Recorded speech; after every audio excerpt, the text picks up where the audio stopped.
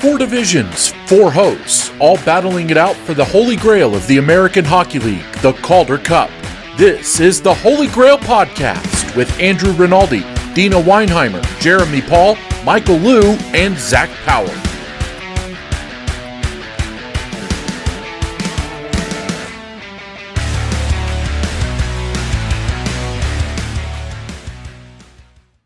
Hello and welcome to week number 5 of the Field Pass Hockey's Holy GrAHL. Here at the Holy GrAHL, we're all about all things American Hockey League and the early race to the Calder Cup. Before we get any further into this, let's go around the screen here and learn a little bit about ourselves. We'll start with Andrew. All right, we're going to start from the bottom, and now we're here. So I'm Andrew Rinaldi. I write for the Chicago Wolves and Grand Rapids Griffins here at Field Pass Hockey, starting out my second year. Well, now in the meat in my second year. And, like I said, I've expired all my personality with the whole Long Walks on the Beach segment. So this is what you get now. You could never expire the personality, Andrew, ever. But what's up, everyone? My name is Jeremy Paul. I am in my first season with Field Pass Hockey, covering beat for the Rochester Americans, doing some work also in the ECHL. And I'm really excited to be on with you all today. His ECHL coverage is killer. And I think that now that we're in episode 5, I'm soon running out of fingers on keeping count of all the great episodes that we've done so far. Ooh, shameless. My name is Zack Power, and I am a writer here at Field Pass Hockey, and I'm covering the Toronto Marlies and all the good things that's happening up and down in the Maple Leafs organization. Before we get any further, we do have to start with a little bit of breaking news. And the Pittsburgh Penguins have settled a U.S. federal lawsuit filed by a former minor league assistant and his wife. Jared and Aaron Scaldi accused the team of neglecting retaining a coach who allegedly sexually assaulted and harassed Aaron, and then retaliating against Jared, who reported the incident. Lawyers for the couple announced a settlement in a news release, and the terms were not disclosed. I just had to be as straight as I can because we want to make sure we get all the facts right. And I just hope all the best for Aaron. And I know it's definitely a tough subject to kind of get our feet wet in, guys, and it's just an awful situation.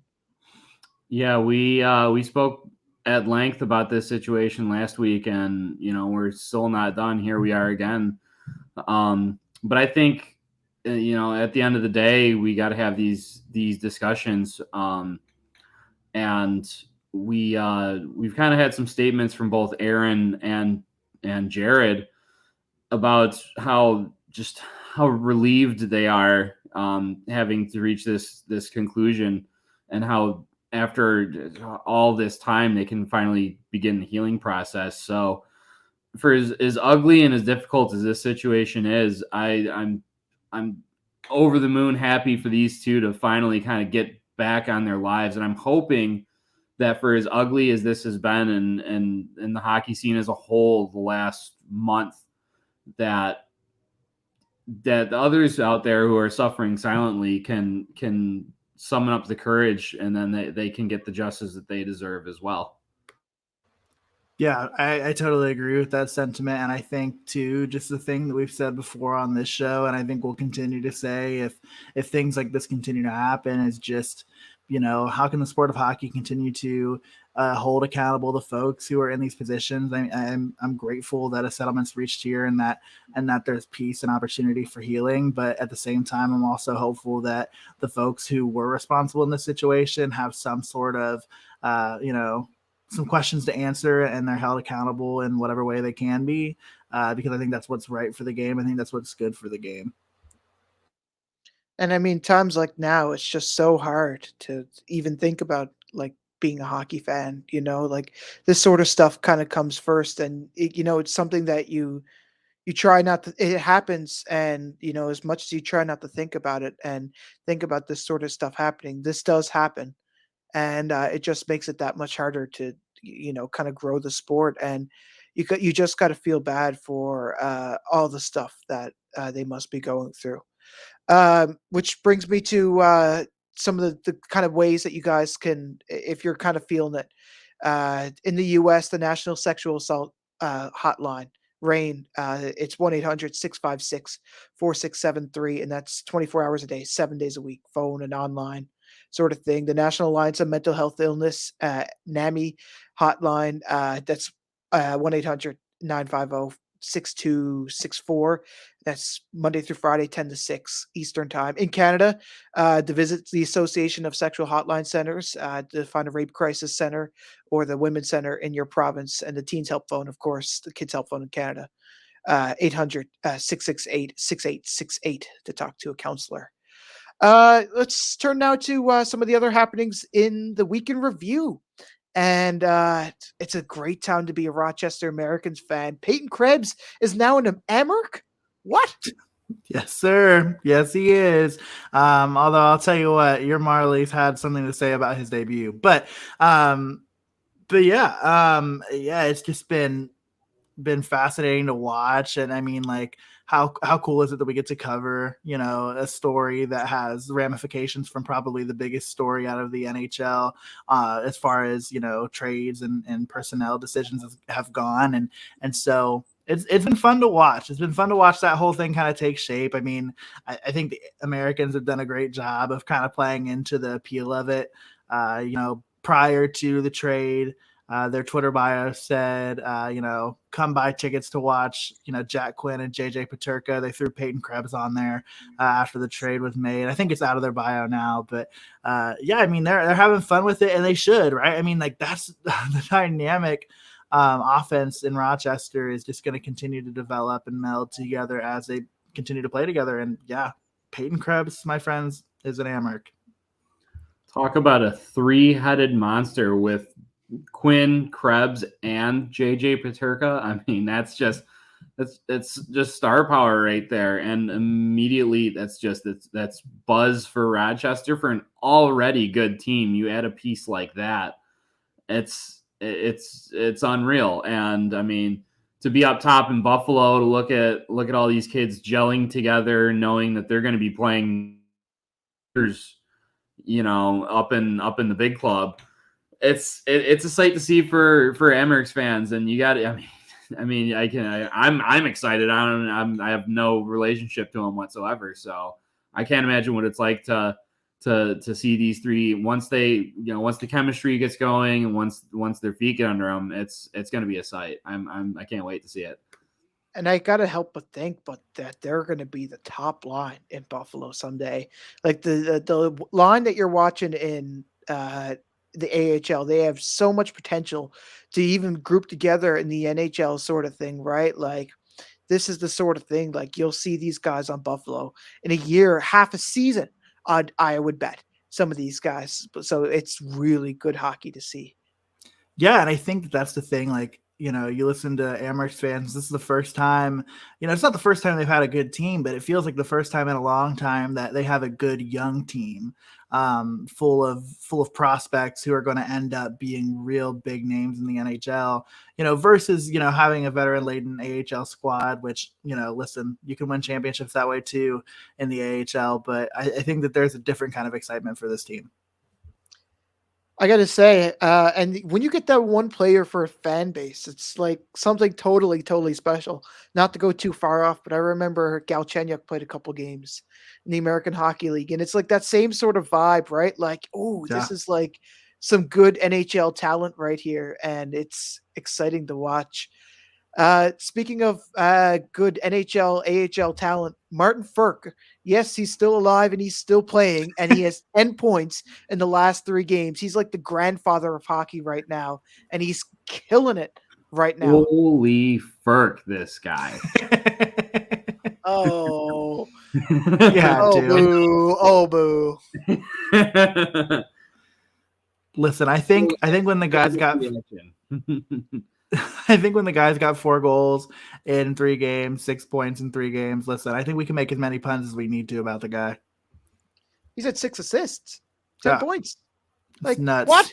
Yeah. I have to think that has something to do with Ontario, like, and how good they're doing in the past couple of games. top of the division. Mm-hmm. Yeah, him and TJ Tynan, that's a deadly combination there. And I'm really shocked to see those 6 assists, because we all know Ferc has that incredible shot. You'd be expecting him, and he is putting up the goals, but to put 6 assists on top of that, I mean, good Lord.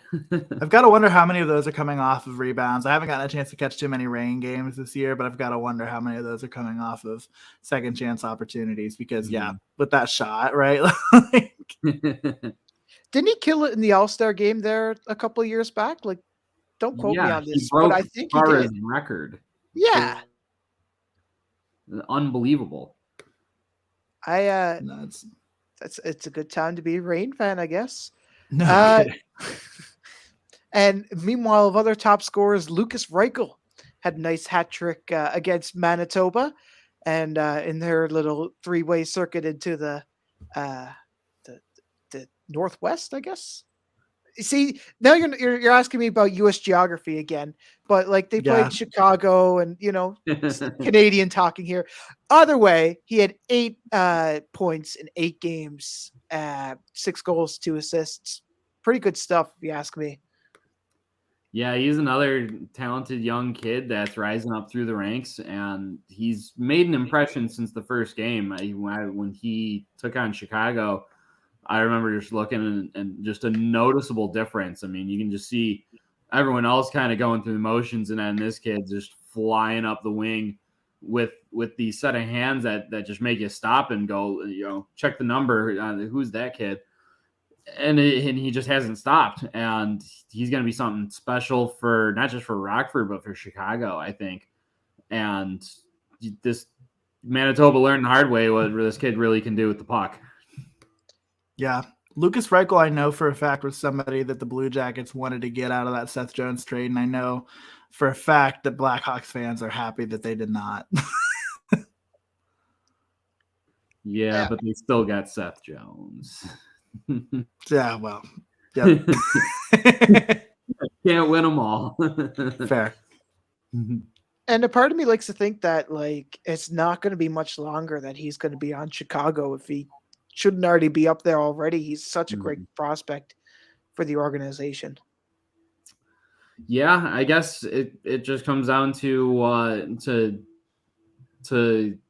rounding out his game, and it really is tough unless you're a McKinnon or McDavid or Matthews, for a teenager to come in and to immediately start putting up those kind of numbers. It's this is what the league is here for. He's here to learn to what it takes to be I'm gonna use one of Coach Ryan Warsofsky's isms, but learn what it takes to be a professional hockey player. And it's not just one game or another. It's game in, game out. It's the little things. You see he's got an incredible shot and great hands. How is his play working through the neutral zone or in transition? How does he work up defensively? Because it's one thing if you can sit there and just into the net, but if you're like Timu Polkinen with the Red Wings, he's just there to shoot, and then might as well just go and sit on the bench. And that's for sure. But how have we not talked about this yet? We have a new team alert. Woo! Oh, yeah. Sound the alarms. Sound the alarms. I think this is a red hot deal. I'm telling you right now. They're on fire. And there's a fire. That's what I've heard. The Firebirds at that. Coachella. Woo! Oh, yeah. Great for the city.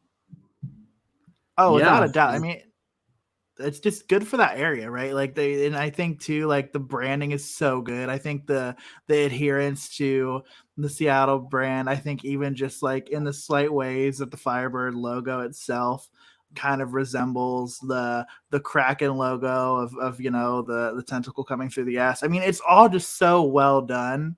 And I think that like there's room for more of this, right? Like I think that there's room for more like alignment with your NHL squad. It creates just this like really cool unity. And I think we saw it with Henderson too. Like I think like it's just we keep getting more of it. And you know what? I'll take it all. Yeah, I'm all for it. I didn't really make that connection at first, and now the more I'm sitting here looking at Google Images, I'm like, that was intended, like the parallel aesthetics. I actually really love that now. Like I was already in love with the Firebirds, but now I'm just like, wow, that one sold me on that. And yeah, I think it's awesome for Seattle to have their kind of their own identity. I mean, cool and all over in Charlotte, but here this one's a little closer to home.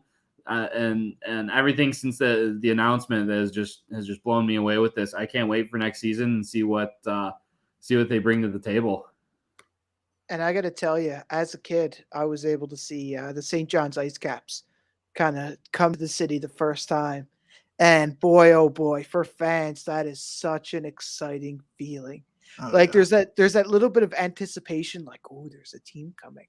Right. And then once you get in, they'll reveal the logo kind of thing. Right. And funny enough, Alex Newhook was actually there for the revealing of that logo at Mile One Center in St. John's.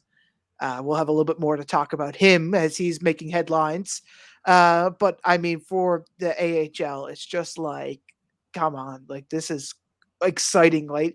And you're kind of counting down the days and to opening day, and you're like, come on, we just can't wait to get through this season. Yeah.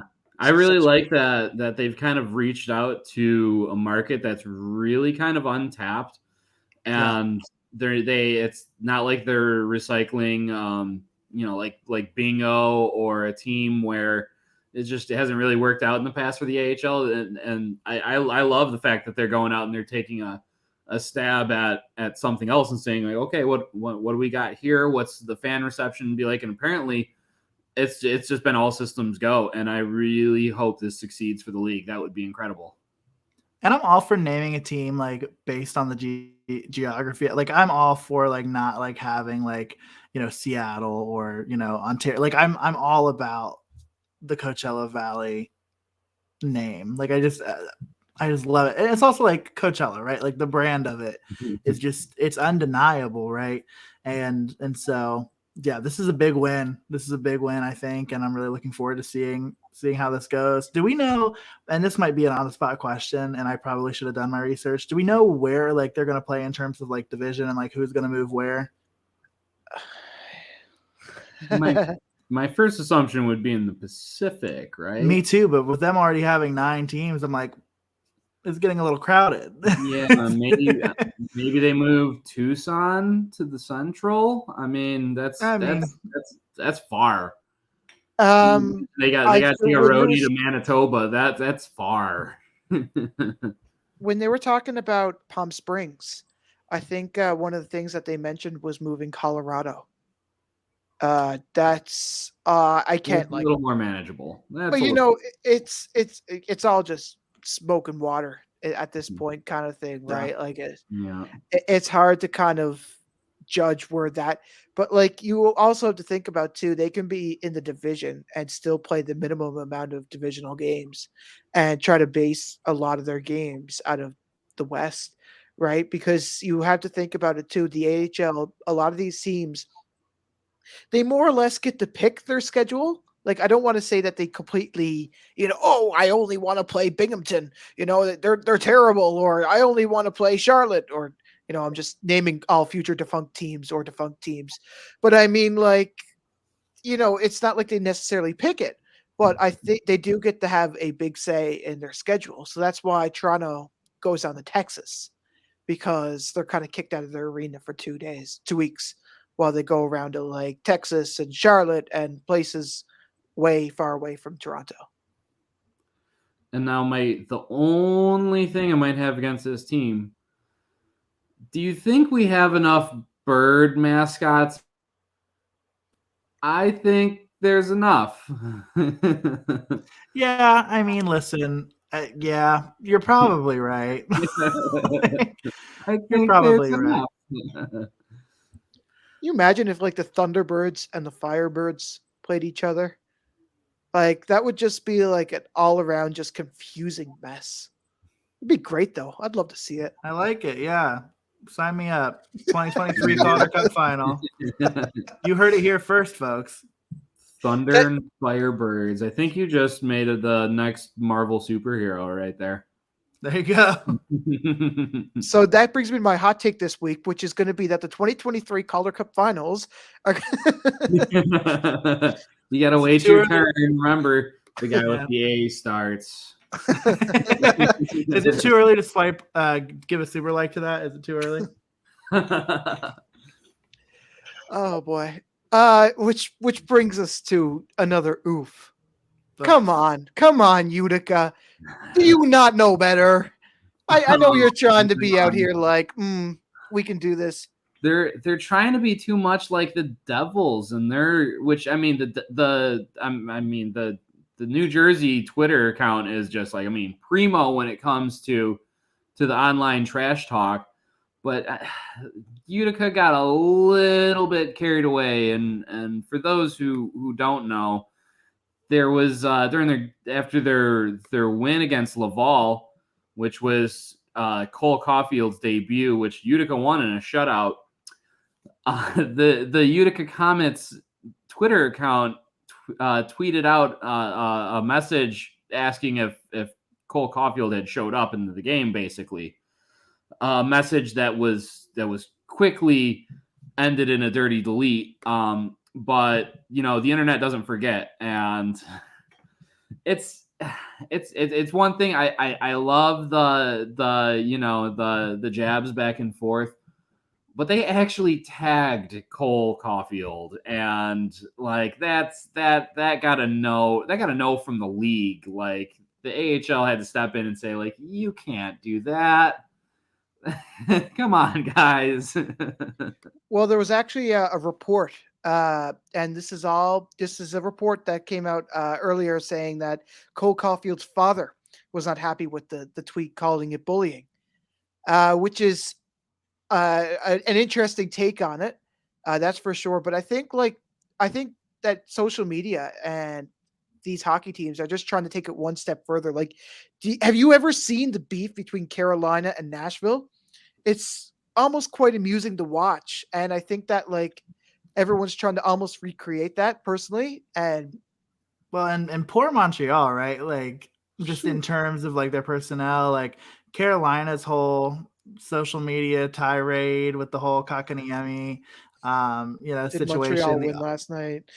Yeah, wow, like what, like, oh my gosh, like, so I don't know, like there's definitely some inspiration happening around the in social media circles and PR team circles, and man, yeah, it's just this one's one that crosses the line a bit. Like I am here for a chirp, right? Like I am all about it. Like let's have some fun. Like Carolina, like everything Carolina has done, like A+, like I'm all about it. That might not be popular, but I'm about it.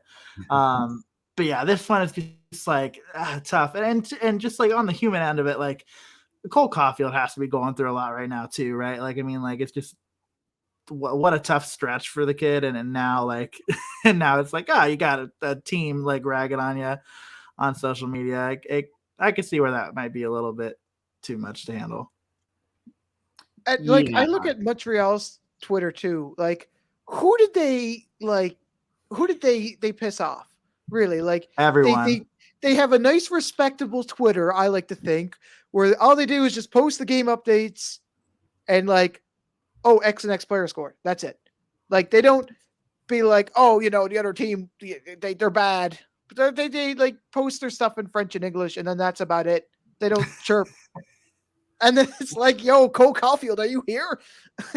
Yeah, I kind of wonder about that sometimes, where like, I'm just imagining some poor intern working in, say in Montreal somewhere, trying to or even worse, like in Toronto early in the season, where they're just trying to post updates, and then you just have some trolls just saying like, well, I can't repeat the language here, but you guys catch it. We've all been on the internet. We know what gets said, but it's I can't for the life of me. My heart goes out to whoever works for the Blackhawks and has been trying to tweet out whatever that team has been doing over the last month, because this This person is just right. Some intern who goes and gets coffee and then types some messages on their phone in the face of this team that is just like the goes and looks and is like, wow, that's evil. So, good for them to at least like go out and try it. But some people, when you're tweeting at accounts or you're tweeting at players or anything, they're human. The person in control of the social media doesn't have a say in player personnel or anything. Remember that. I mean, this is all fun that we're having here, but some of y'all just take it a little too far. I live for Leafs Twitter. On an unrelated note, I live for Leafs Twitter because, like, after a tough game, I love just going down and seeing not only the people who tag Steve Dangle and be like, did you see this? Like, yes, he's seen it.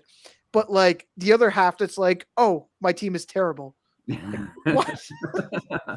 I'm the kind of guy who Steve regularly calls out on his videos. That's like, hey, person who only watches my videos when the Leafs lose. And I'm like, so I'm like, I'm trying to help him out and trying to watch more when the Leafs win.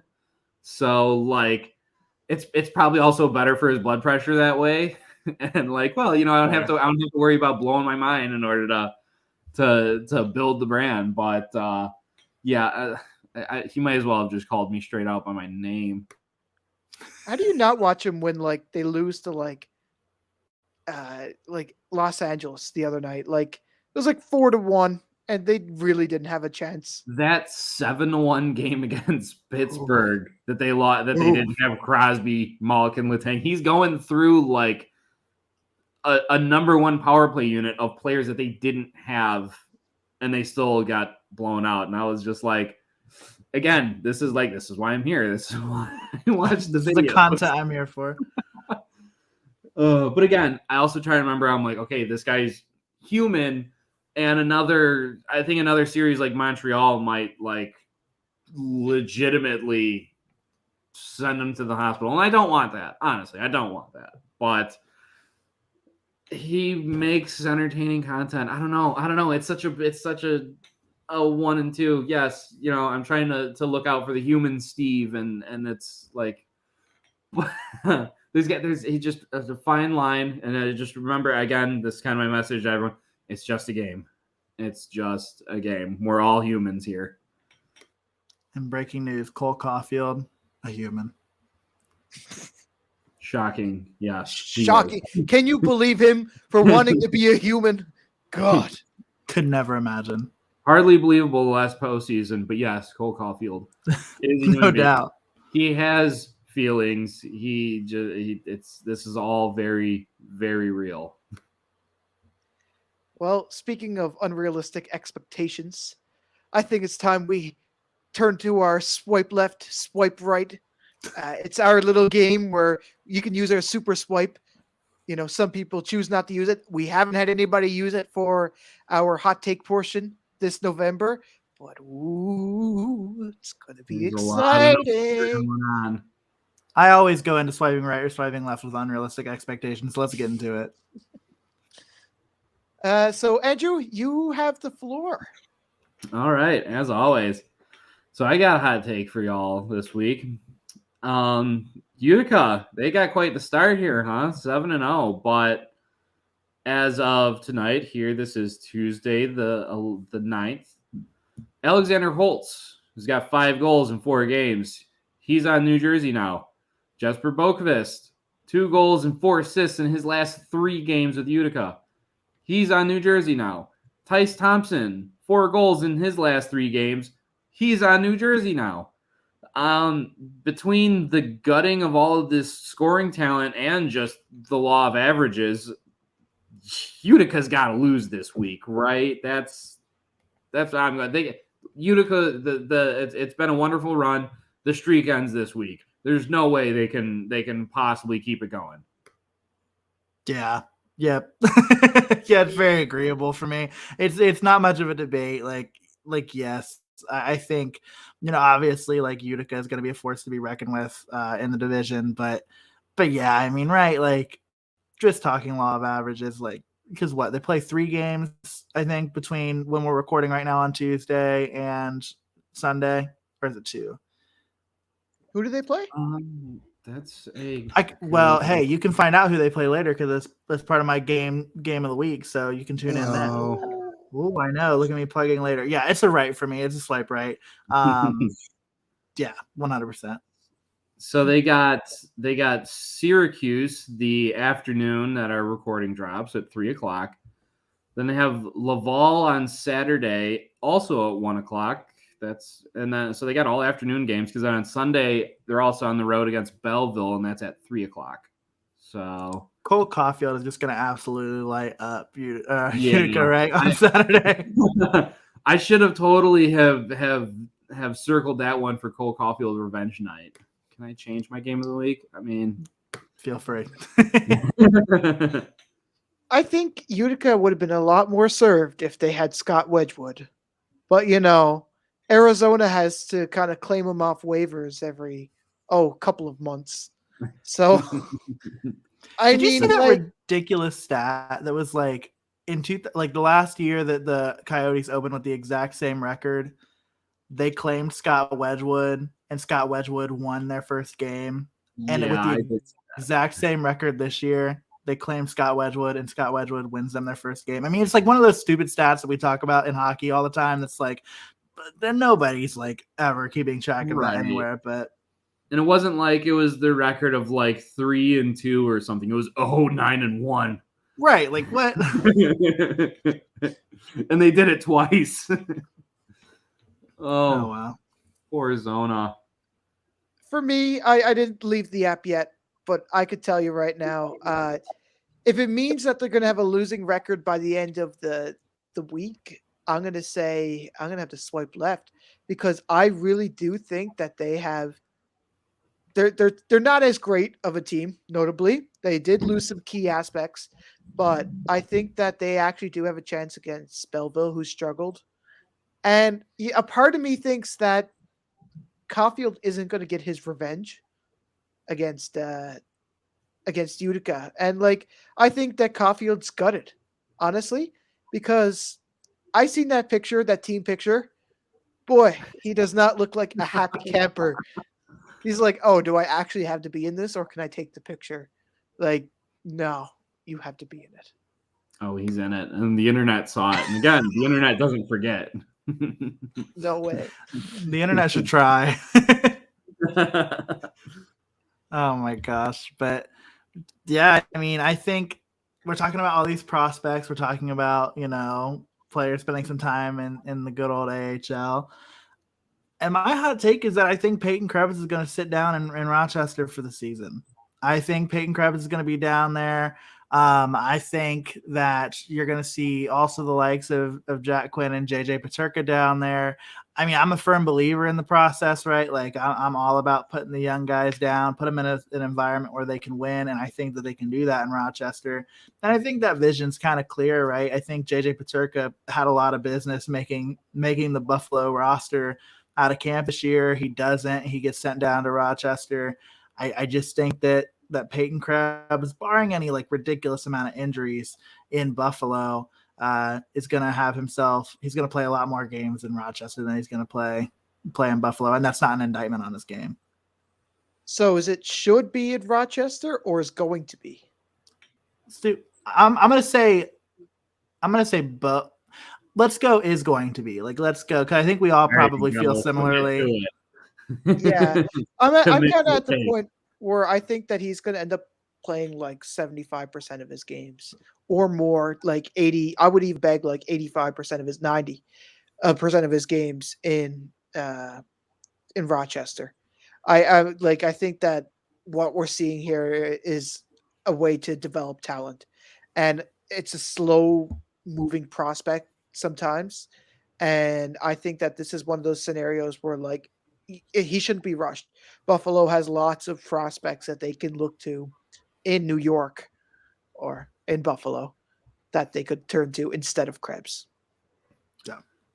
Yeah, I was gonna swipe right on it until you decided to go all in with he's going to. So I'm gonna super swipe this one. Actually, I know it's early in the month, But I'm really liking this one because it's kind of what I said about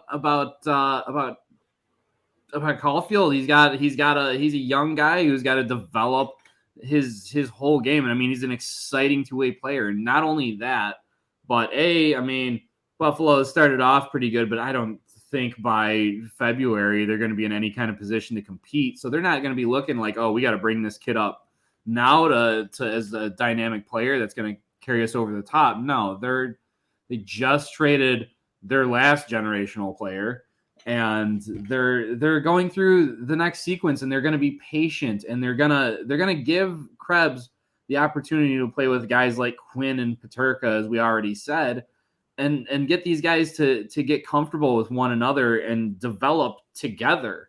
And it's, he'll get a look at the end of the year to say like, okay, what do we got to get with this guy against, big league competition? How is he stacking up right now? But for the most part, you gotta let it marinate a little bit more. But, I think I'm liking what Buffalo is doing and the approach that they're taking with this. I think, they just got out of an unhealthy relationship, and they're looking to, take it a little easy next time. And I'm all about it. That's why you get my super swipe on this one, Jeremy. My first one. I appreciate it. And now that we're all in agreement, right? No doubt in my mind that JJ Peterka, Jack Quinn, and Peyton Krebs are all going to be Sabres by the end of the month, right? Month is a little optimistic, but the end of the year, yeah, definitely. Regular Sabres by the end of the year, maybe. So. I think it's just because you didn't have Dina on your side. Like, you two agree with everything. I know. Me and Andrew need to form an alliance or something, because we need to just start liking each other's content, just fishing for a match, Hey, I've already dolled out one right swipe. I'm ready to give another one to you, Zach. So what do you got? Ooh. I've said it last week in the end of the podcast, and then, after the podcast, I had to go and look at the schedule, and I was just annoyed by how many games started at 5 after 7. Why is this a thing? Okay. Maybe it's not boiling hot tea we're talking about here, but why? Why? What does the 5 minutes do besides kill my OCD or anything that I had left to it? Is this going to be the be all end all if we put the game time down? Do they want to stagger the game times? Is that what they want to do? So every market can get their first face off. Oh, we get all the viewers for the first face off. No. My hot tea is I want to move the game times from 7:05, 7 o'clock. That's all I ask. So I'm willing to swipe right because I think I want to have a conversation with you. I think I want to have a conversation with this take, because I'm a firm believer in, and I actually do believe in the idea of staggering start times, yes. Right? The concept of having every game start at 7:05, if it's not for the purpose of staggering, is just so arbitrary and so silly to me. If you're doing it because you've got a game that starts at 6:45, you got a game that starts at 7:05, I hate that interval already. I hate it, but I would understand it a little bit more. Give me a game at 7, give me a game at 7:15, give me a game at 7:30. Let's do that. So that way we're not all sitting here twiddling our thumbs during an intermission. Give me from 7 o'clock Eastern time until 1 o'clock a.m. Eastern time. Give me nonstop AHL hockey that does not have intermission after intermission interlocked. And that's all I'm getting is intermission content. So yeah, I'm going to swipe right so we can have a conversation about how we can make this a little bit more amicable for the both of us. Yeah, he kind of took all my points right there. Appreciate that, Jeremy. Probably sorry. No, but to kind of piggyback on that, I mean, this is, in terms of how you want to market this league and everything.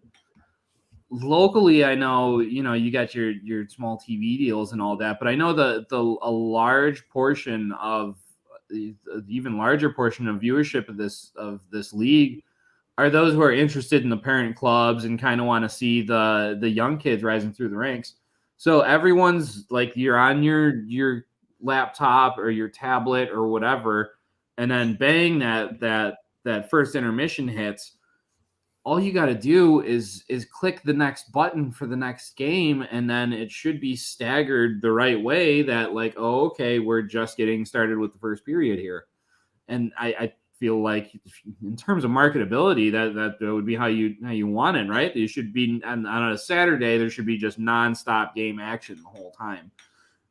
And I don't know what the 5 minutes does, I like the much more uniform, as Jeremy said, like wind it down every 15 minutes or something. What is a 7:05 deal? So I'm gonna swipe right on that one too. You're getting your swipes. Don't worry, Zach. If it's like 7:06, like, does someone get in trouble? Like, do we have to be so precise? Like, and it doesn't stagger. Like, it's like what you mentioned about the intermissions too. Like, I know a lot of these intermissions, and I've seen a fair bit of them. Like the AHL TV broadcast does not have any intermission content whatsoever. In some markets, like they just go to like the shot of the arena and then that's it. I will say one of my favorite parts of covering games in person is the schedules that you'll see around like the press areas and stuff that are just absolutely so ridiculously specific, like anthem singer 703. Like it's just like, oh my gosh. It's just like so they do have it down to a science, but man, it just let's tweak the science a bit. Yeah, the heart's in the right spot. It's just like I'm just not. It's the logic. I'm just not following it. I think I like the methods, but I think we can do better with it. We can. That's for sure. So lots of big scoring races, lots of big names being floated around. Top skaters and point getters so far this week. Martin Ferc. We just talk about him just like the tier that he's been on in the past couple of days.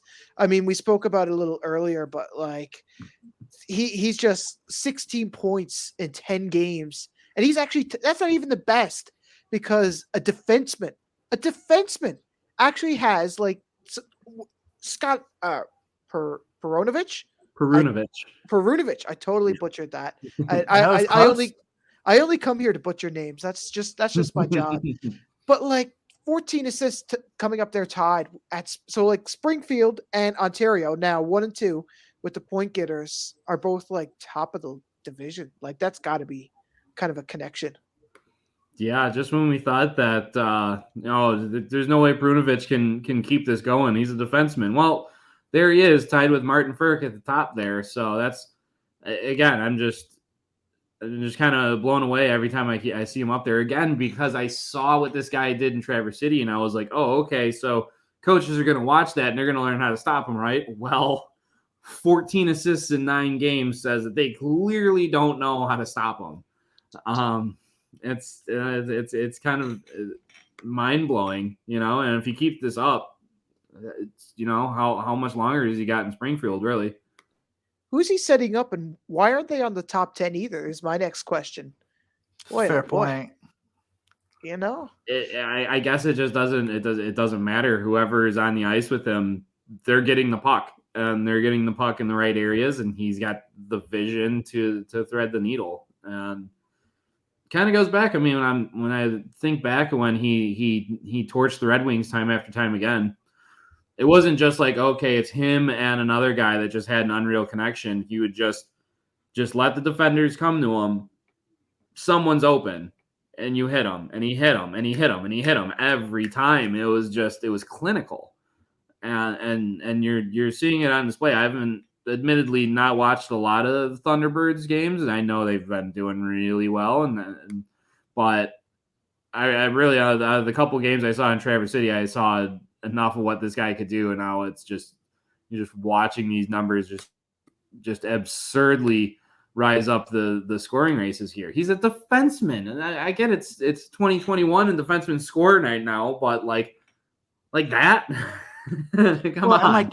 And it took a guy getting 10 points in 3 games to like even come close, right? Like to tie, like in order to tie him, and so it's like. If that doesn't say something, right, like I don't know what does.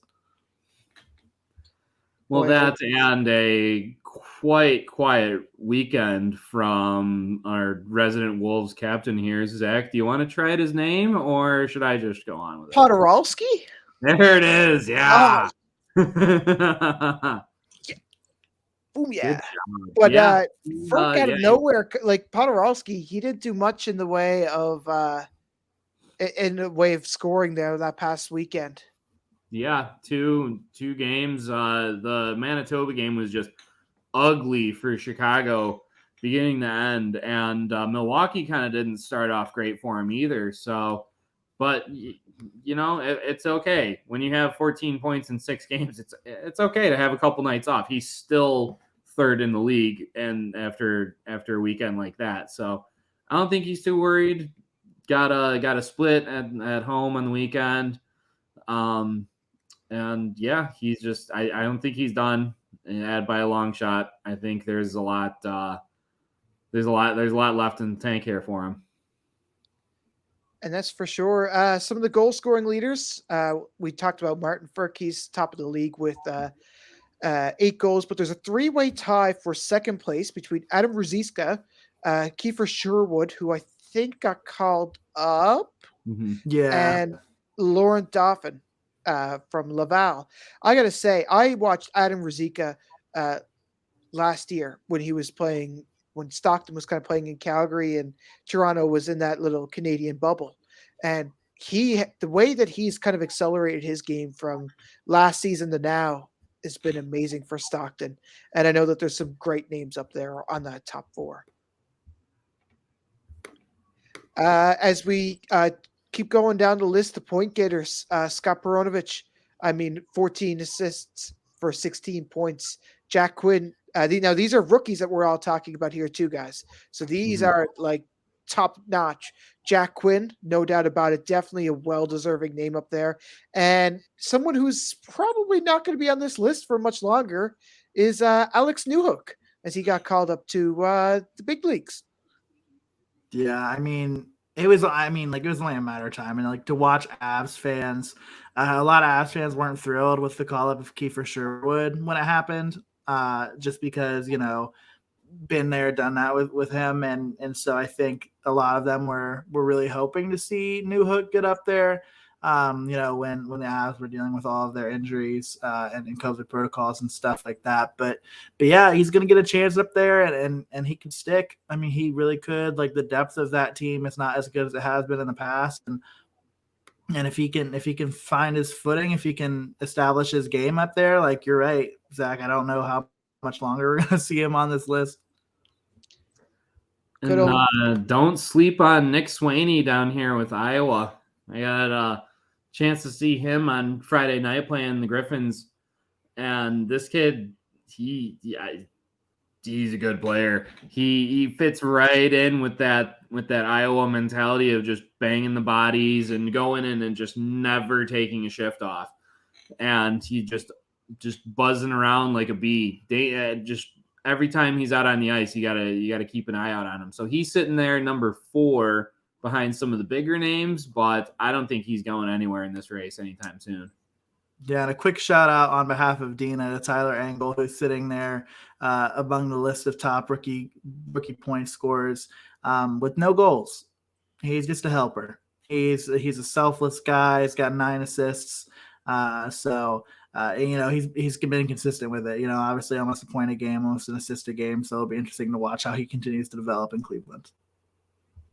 I'll leave the rookie scoring race with a final thought of as soon as I seen that Newhook got called up, my Twitter from Newfoundland just completely exploded.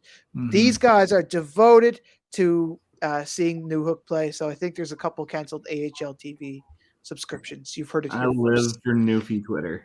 Oh, it's a gem. Let's keep going on. The goals, obviously, Jack Quinn is kind of up there. Lucas Reichel, we talked about him earlier, playing in Rockford. Nick Sweeney, Alex Steves, and Holtz, who I don't think another player that we won't be seeing on here much longer, because I think that once Holtz gets a sense for New Jersey, I think he'll be up there for a little while. Yeah, I don't think he's coming back to Utica anytime soon. No, Jack Quinn added just 1 goal in that past week. There was no real change in the goalie shutouts, but in the quest for the Holy GrAHL, there's lots of people moving up and down. who's moving up, who's moving down, but Springfield still seems to be the top of the Atlantic Division. Yeah, when you got the guy like Scott Prunovich scoring the way that he is, you're going to be winning hockey games, and Springfield just keeps on winning. We got them on top. Hartford is number 2. I did not expect to see Hartford up there, but they came right out. They were like 4th place or something like that, so they kind of did a great big leap in the past couple of games. Yeah, good for the Wolfpack. And I think that it might have something to do, too, with Wilkes-Barre Scranton goaltending kind of, I don't want to say dropping off, but it was kind of holding down the fort there for a little while. Yeah, I mean, you can't lose the goaltending that you've had when you don't have an uptick in scoring, right? And I think that's what you've seen with the Penguins. It's just, like we talked about last week, the goaltending was winning them games, right? Like, there were games that if that goaltending weren't as stout, they wouldn't have won them. And wow, what a hot take that is, right? But but yeah, I think just like you're seeing a regression in that team. They're kind of coming back down to earth because their goalies aren't shutting out every team every night, and so it'll be interesting to see if they can find a way to start putting pucks in the back of the net. I really like to see that my evil plan for Hershey not to do well has come to fruition somewhat as they're on a 3-game losing skid. No, I wouldn't wish bad on any team in the AHL. They just lost Axel Fialbee, so they did. He just got called up. So I'm, again, I've been the kind of resident Hershey cheerleader, the antithesis to your doom prophecy for the Bears, but I'm still holding out faith. I mean, they're stingy. They hang in there. They just got to get a couple bounces going their way this time around. We can like each other on Tinder, but we can't. We can't be agreeing on the same things. Feels right. It does. It does. Speaking of things going right in the North. Boy, oh boy, Utica, you're just on fire. I mean, we talked about it earlier, how that's bound to change. They have yet to lose a game, even in regulation. They haven't lost in overtime or anything. They are straight 7-0. They're not up. I mean, you got to think that there's something going right in the Utica kind of organization. They're not the highest when it comes to goals for or anything like that with 30, which is just about average for the rest of the division. But it just seems that whatever's going on just keeps going right for them without Scott Wedgwood. Yeah, it doesn't seem like they need Scott Wedgwood because in 7 games, they've given up 13 goals. That's less than 2 a game. That's absurd. and so now I'm thinking on my take, they lost all those goal scorers, but what are they just gonna start like old school doublesing this and just start winning 1-0, 2-1 games and just calling it a day? And just if that's the case, I hope they keep trash talking on Twitter because that's the content I live for. Yeah, just a part of me thinks that Utica is just. I think that they've had their time in the sun, and who knows? But if Rochester has the roster that they have, their second place spot for them could be looking pretty nice. Man, Rochester's got the opposite issue, though. I mean, you want a goal? Come get it. It's yours. Here you go. Here's your goal. I mean, just letting up goals left and right. I mean, so again, I'm, not gonna. Beat my beat writer drum, but that the defense makes me nervous. The defense and the goaltending makes me nervous. And Aaron Dell just got called up because Craig Anderson's out in Buffalo. So you've got Michael Hauser coming up from Cincinnati. You've got, UPL, who has not looked good. Take a look at his stat line. It's not great. So I don't know. I'm a little nervous for the Amerks. Meanwhile, in the Central Division, it's looking a little more tame than the North, that's for sure. But Chicago still remains the king of the castle, even after the Manitoba kind of had that little swoop. Yeah, the Moose came in and kind of just and smacked him in the face. And like uncharacteristically, the Wolves really didn't have a response all night. They just looked out of sync. They couldn't get set up, and their whole game is just puck possession and constant pressure. I mean, they just wear teams down by holding the puck in the offensive zone for what just feels like the entire game. And that game against the Moose was the first one all season where I felt like they lost the puck possession battle, and they just struggled. They couldn't really get it back. And again, it was a tale of special teams. 2 early power play goals given up against Milwaukee. It was starting to look the same way, but Chicago is able to battle back from the adversity. That's why they sit at the top right now at 6-2. And you got Iowa, they're right behind them again, with that mounting penalty minute total that was certainly helped by Cody McLeod's game misconduct on Friday night. That's just kind of standard wild play there. You got the Moose behind them, the Griffins, Texas, and then rounding out your basement, you got Rockford and Milwaukee there. So it's been pretty static in the Central to start. Gonna stay that way, but whether is what it is at this point. For sure. All right, let's take a look at the Pacific Division, where Ontario they still have the rain, as I should say. They just can't knock that top spot. But Stockton moving up, and they're still remaining in second, and it looks like Abbotsford just can't find their footing. I mean, you look up and down the Stockton kind of roster. It looks like they're slowly but surely just trying to get in their game going. Last year, it didn't look like they could light the match, but they're kind of keeping up there with a 7-0-1 record, and Ontario with that 9-0-1 record. So those are like even Henderson isn't doing too bad for themselves after kind of a tough season last year. We got to get to the game of the week because we just got some good picks this week. Off with the Atlantic here, and I know, Zach, you kind of had this pick first off, and I'm trying not to steal your thunder here, but how are you going to beat Friday's Springfield at Hartford matchup? I mean, this is just your 1 and 2. This is what you want. This is a couple of heavyweights going at it. That'll definitely be the game of the week. Not to step over Jeremy, but that 1 and 2 in the division. I mean, Springfield's 7-1-2, and I don't know what else to say besides that. Like, these two guys have been good, and it'll be an interesting game for sure on Friday.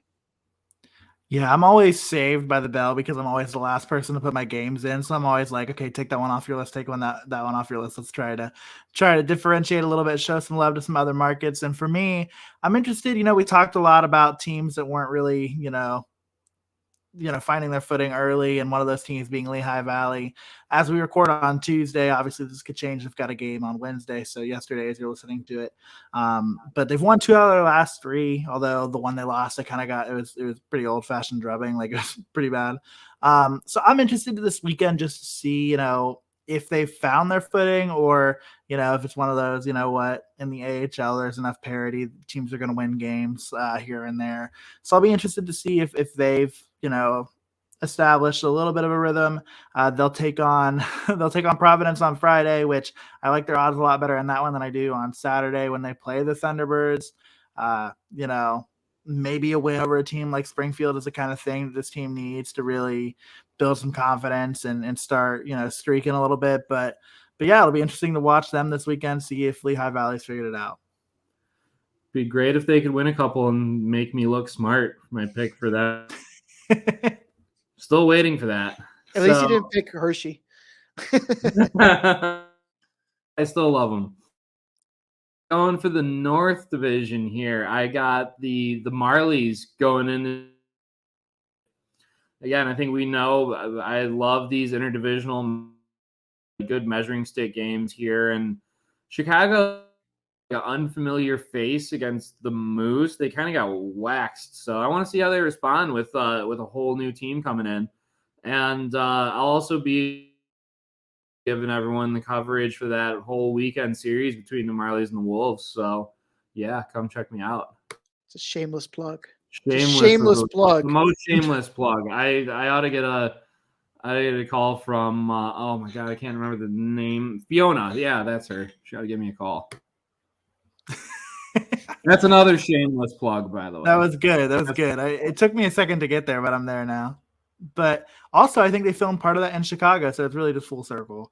But, kind of looking at something we talked about a little bit earlier, of course, it might be a little bit illegal to pick a game that's on podcast release day, but I'll do it anyway. Syracuse and Utica matching up on Thursday as this is recording or as this is dropping. I think this is the game and this is why I swiped right so vehemently. Like, I think this is the game that Utica loses. Like we talked about, the comments are letting up almost no goals a game at this point in comparison to some teams in the league. And the Crunch are averaging, 3 1/3 goals per game. I think the Crunch have the ability to score against the Comets, and, they just got to keep them from racking up the points, right? But it'll be interesting to watch a little bit midday hockey. If anybody needs an excuse to not pay attention during their work day, I've got it for you here. Oh, that's those workday games, you just got it on the corner of your screen kind of thing on the AHL TV. As long as the boss man doesn't see it, that's good. But how about the Rochester game coming up on Friday? Boy, oh boy. You got Jack Quinn, JJ Peterka, and Peyton Krebs. I mean, can you ask for anything? I think it's almost, I don't know if it's like too early to jump on the bandwagon, but I definitely want to be on that bandwagon by the time the end of the season comes, because boy, that's going to be exciting hockey. I'm already on the bandwagon. If you couldn't tell with that super swipe up, I'm already on it. So no, it's not too early. Let's look at the Central Division, because I know that there is a couple of good games coming up, and I know Manitoba has a second chance to dance, I would say. Yeah, I got my Manitoba there going in the Grand Rapids. Griffins fans are going to love this one. I want to know what kind of wisdom Steve Yzerman imparted. Well, is there another conversation in the car? We'll never know. But Manitoba's got they got a lengthy road and want to finish up on a high note. Yeah, I think this is where the cross-divisional matchups are gonna mess with us in our games of the week, because I'm stealing Zach's thunder for the Pacific here on this one. But I'm saying, Colorado and Texas. Like, I think, I'm going to be interested to see what the Eagles do look like without Alex Newhook. And of course, Kiefer Sherwood could be coming back down. Like, I'm not sure what the situation looks like in Colorado. So, if that happens, right, like, good for the Eagles to get another, top goal scorer of theirs back. But, we ragged on the Eagles quite a bit a couple of weeks ago. They've got 4 wins, right? Like, they've got a winning record since we started talking mess about them, since we chirped them. So I'm not saying that the key to success is being chirped by the Holy GrAHL podcast, but maybe it is, right? And so, it'll be interesting to see this one. Yeah,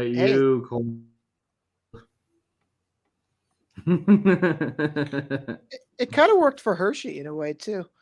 And again, maybe this is just like the episode where everybody just steals everything, but like Toronto and Chicago on Saturday, like if you're in the Central Division, that's like the solar eclipse is kind of aligning, and like not to kind of like turn it on to Toronto, but like this is the kind of the time to steal points outside of the division, right? Like this is the kind of time where, if you want to get out of that like middle area of the division, like you want to be able to put up some points in this kind of game. And I think taking on Chicago will be a good challenge for a Saturday or even a Sunday matinee. Without a doubt. As we round into the Pacific here, I got Saturday's game on Ontario at Tucson, and I'm kind of using a bit of a cop out here, but until Martin Ferc and TJ Dynan stop blowing the roof off, Ontario is kind of going to, every time they skate out there, it's going to be must-watch hockey. So I think Tucson as an upset, but I think in the long run, though, this is an appetizer because the week after we got Stockton and that's the main event of the month. Yeah, can we all agree that we're just going to call that game for the Pacific for next week? It's all of us just picking that. Can we all align ourselves with that? Yeah. So we're not stealing anyone's choices here. Right. So going off of the Stockton, conversation, I mean, that's, Stockton is a team that I'm going to be watching this weekend. They're up against Henderson, who, like Zach said, has looked pretty decent this year. I think they've got 6 wins. They're, competitive for sure. They're definitely a playoff team, especially under the new format. So it'll be interesting to watch them play each other. Because kind of on the flip of it, right? Like Ontario's, like you said, Andrew, like they're blowing the roof off of the place every single game, whereas Stockton is winning a lot of low scoring affairs, right? And so I think as you look at this matchup and you look at things in the future, Stockton has 28 goals in 8 games, right? Like not anything like terrible, right? Of course, but they've only let up 14. They're averaging less than, again, a goal a game or 2 goals a game. So it'll be fun to watch this team.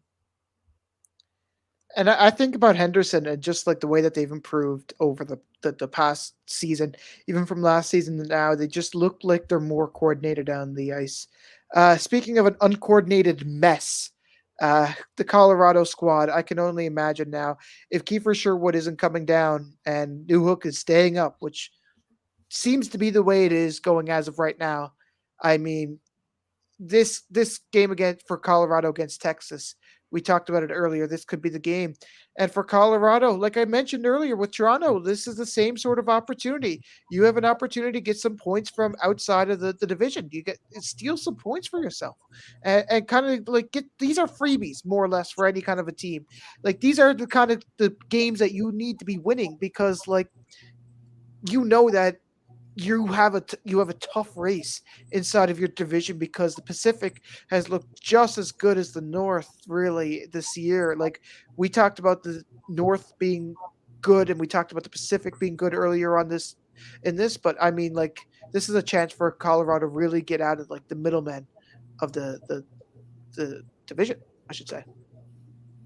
Yeah, I really hope that they do because kind of dogged on them as one of the last teams to pick up a W there, but again, my heart kind of roots for these underdogs, and I want to see them turn around and crawl out of the basement. I mean, who wants to see a team just kind of dwell down there and just kind of hang around? I'm all about the chaos. I want to see the standing shaken up. And we going from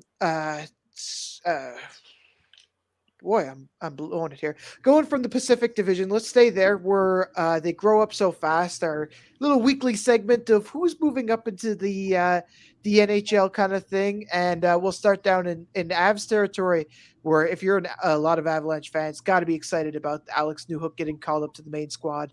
He's had some kind of time with Colorado, but you got to wonder how the Eagles are going to handle that loss with Kiefer Sherwood. But it's great to see them both get called up to the NHL.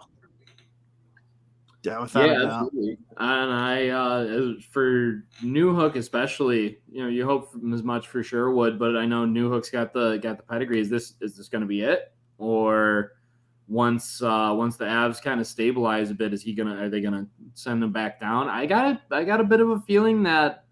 I mean, Newhook, he made his debut in the playoffs last year for the Avalanche. He's kind of been up and down a bit here. Is this going to be up for good, or is he coming back? I think it's something to keep an eye out for. And I mean, going from one side of the country to the other, Axel Johnson Fialbee made his NHL debut with the Capitals, the third member of the Hershey Bears to do so, and he's just got so much raw talent and potential already. Just 9 games played, 3 goals, 4 assists, 7 points if you counted your apples right. And the hair, every time I talk about him, I just got to mention that hair. It's going to look so good in the Capitals uniform. Oh, that's for sure. And just a little further, I guess north. See, this is terrible. The U.S. geography. Alexander Holtz now has 2 games under his belt, and maybe we kind of jinxed it last week when saying that he was going to get called up to the NHL. Yeah, we've got a couple jinxes here on. I'm blaming Jeremy on this one because I think he was the one who mentioned it, right? Yeah, I think so. Now that we have someone to take the blame, that's all that matters, I think, at this point. Fair. Yeah, we just got to put a face to the jinx. That's all. Sorry. Thanks for being there for us, Jeremy. Thank you. Anytime. That's what I'm here for.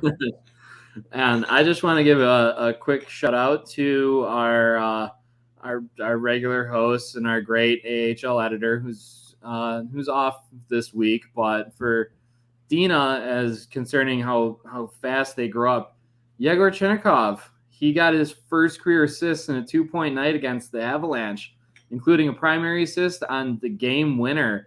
How's that for growing up? And obviously she's been singing this kid's praises, and finally the rest of the league is starting to learn. Like we got ourselves a player here.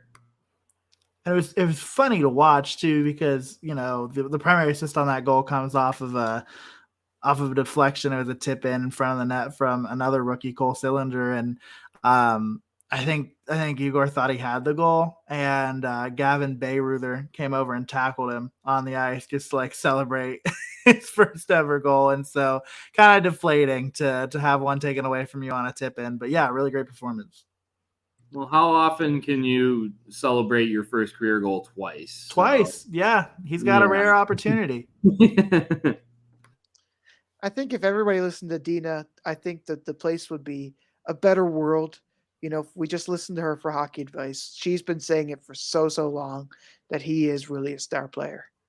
Without a doubt. So this is probably the most exciting part because everybody gets to now listen or watch me lose in the bonus round. And Jeremy, you won our last week, and I think you have the privilege to go again this week. I do. And I learned that right as we started recording. So, but I've got a good one for us this week. I've got a really good one. I'm really excited about it. So we talked a little bit about the good old Firebirds here not too long ago, the Coachella Valley Firebirds. And I'm taking us away from the sport of hockey a little bit today. The last time the Coachella Music and Arts Festival happened was in 2019. COVID's thrown a wrench into some things. So, boys, we're going to test your music knowledge a little bit here. Zach has left the chat. All right. I'm going to see who can name the most performers from the 2019 Coachella Valley Music Festival. Oh.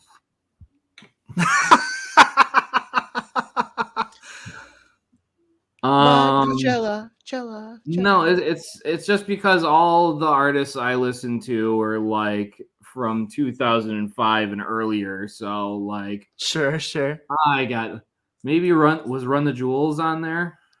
Let's see. Pardon me for everybody who has to watch my forehead as I'm looking in on this set list of people. Not that I am seeing, unfortunately. Okay.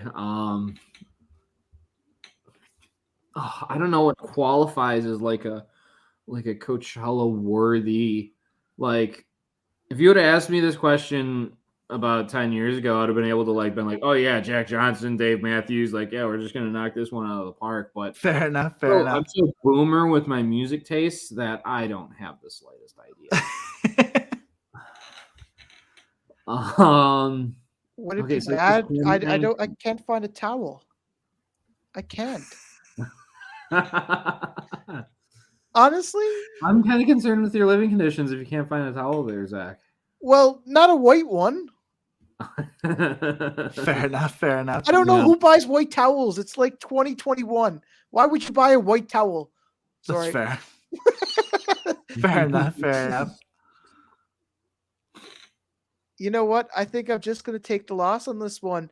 And the fact that Andrew can name at least one person who's been to Coachella, I think that is enough for him to take the lead, because you know what? I disappointed a lot of people here today, and I will acceptably take that loss. Okay, well, I'm just gonna take a look at some of the names, because all right, if that's the case, I'm cheating. Go right ahead. I could have at least named Kanye. I'm not that boomer. Kanye was there, and I didn't even know. Kanye was there. Billie Eilish, Ariana Grande. Eilish? You didn't say Eilish. Billie Eilish. Eilish, but we'll move past it. We'll move past it. It'll be okay. Okay, so that's how that's how I'm into it. Okay. I listened to Tame Impala. I should have known that. Wiz Khalifa. There's some beats there. Lizzo, whatever that is. Okay, man. The Detroit in you is just like you're letting some people down. I came from the suburbs, okay? Don't give me too much credit. Fair. Okay, Bass Nectar. I see. I know some of these. But there's a whole lot where I'm just like who? And I obviously Childish Gambino. Okay, the 1975. Okay. Oh, I knew that. See, I knew that. Sorry. Okay, well, you conceded, so I'm like a Tom Petty, like Rush, Tragically Hip kind of guy, but like, God, how Canadian of you to pick Rush as the first band that came to your mind. I love Rush. I'm not saying that's a bad thing. I'm just like, hey Zach, can we get your thoughts on Nickelback? Oh, you know what? Nickelback is not as bad as people think. Oh no! Don't be one of those. There was like 2 or 3 years after they released songs. It was like, I don't want to touch these guys. But now it's like you can look back and kind of feel good that you listen to Nickelback. Like, I don't know why. It's just like, why do people hate on Nickelback? What? Can someone explain that to me? I really can't. It's just like a popular thing. It's kind of like Guy Fieri, right? Like, why do we like all come together to rag on Guy Fieri? I love Guy Fieri, but I unironically hate Nickelback. It's mostly because it's just, for the time that I was growing up, it was just the theme song of every dude bro that was just obnoxiously wearing a pound of Axe on their body and every time, and it was just like, ugh, and just obnoxiously played on the radio. Sorry, I know I'm just like, again, I'm your antithesis, Zach, that way. I'm sorry. You know, my childhood was Hockey Night in Canada, was Nickelback's version of Saturday Night Live. They played it like every week kind of thing on their pregame show. So like, that's where I'm at with Nickelback. I'll tie it in with hockey. And we could say that we now did the full circle. Coachella to Nickelback to hockey. 100%. At what minute marker in this episode do you think Dina started screaming at her radio? 1. Oh, we miss you, Dina. We do. She'll be back. Yeah, and I think that the power play unit was pretty weak for the opponents here today, because this penalty killing unit is on fire. Got the job done. Yeah, I think that you guys, especially you two, you've went like 2 for 2 on this one. 2 for 2 on the kill. You know how we do it. You know, this is how you remind me of how good the power play is. Oh no! Oh no! Oh, so while I've been ghosted, you know, on our little, you know, I don't forget that I get ghosted. we'll have to close out there before so we can keep at least some viewers for next week. And we want to thank you for joining us. Truly, it's been awesome. If you like us, please subscribe, like, share, rate this podcast, and be sure to tell all your friends, your family members, and even your dog. If you really like us, please be sure to follow us on Twitter, and be sure to check out Field Pass Hockey's other podcasts. The Inside the SPHL with James Hage, Syracuse Speaks with Alexander Ackerman, Monsters Musings with Andrew Garino, Dina Weinheimer, and Jay Forrester, and the 3 Periods podcast with Matt Harding and Matthew Will. Until next week, I'll think of something to say, and we'll be back then. This has been the Holy GrAHL podcast. Have a question or a topic suggestion? Hit us up on Twitter or drop us an email. For the latest news across the American Hockey League and the rest of minor league hockey, download the Field Pass Hockey app, now available in the Apple and Android app stores.